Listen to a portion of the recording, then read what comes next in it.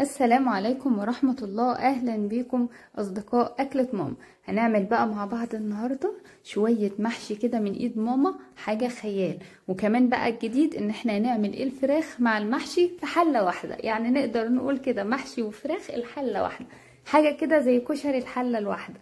نبتدي بقى كده ونقول بسم الله واقول لكم احنا عملنا ايه مع بعض.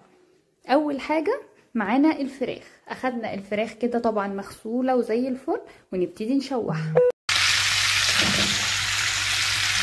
وتاخدي بالك ان لازم تتحمر كويس على الجنبين، لانها مش هتتحمر تاني، يعني نحطها كده على طول في المحشي. بعد كده ما خدت التشويحه الحلوه بتاعتنا دي، لازم طبعا هتتحمر كويس لانها مش هتتحمر تاني، هتحط كده في المحشي. بدأنا بقى نجيب الحله اللي هنحط فيها، طبعا فيها الخضار، بصل، جزر، فلفل، طماطم، رصيتهم كده في الحله من تحت، وبعدين حطيت عليهم الفراخ المتحمره. ونبتدي بقى في المحشي. لف المحشي كنت عامله محشي كرنب.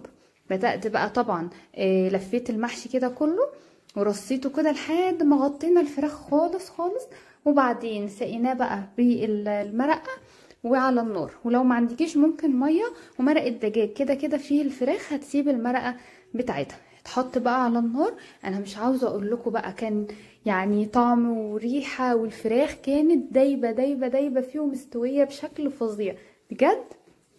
كان طعمه خطير، كان زي الزبده، سايح وحلو. ما تخافيش، الفراخ هتستوي كويس جدا، يعني مفيش اي قلق. طبعا المحشي بياخد اصلا وقت على النار على ما بيستوي ويبقى كله تمام. هتكون الفراخ كمان مستويه جدا وزي الفل، وبجد طعمها كان حلو قوي.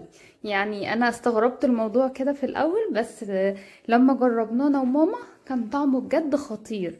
وبعدين حاجه بقى ايه ريحت كمان، يعني انت هتعملي الفراخ والمحشي في حله واحده وخلاص كده شكرا. بس بجد كان طعمهم حلو قوي. ممكن تعملي الفرخه كامله مش متقطعه عادي جدا برضو وبتستوي. طبعا لو حابه تحطي لحمه تمام مفيش مشكله. بس الفراخ كانت جميله بجد، كانت جميله. وعملت انا بقى في حله تانية كده، عملت شويه ورق عنب وعملنا شويه كوسه، فكان محشي مشكل وكان طعمه خطير. والفراخ لو عجبتكم الوصفة ما تنسوناش بلايك وشير وسبسكرايب للقناة، واستنوا كل جديد في أكلة ماما.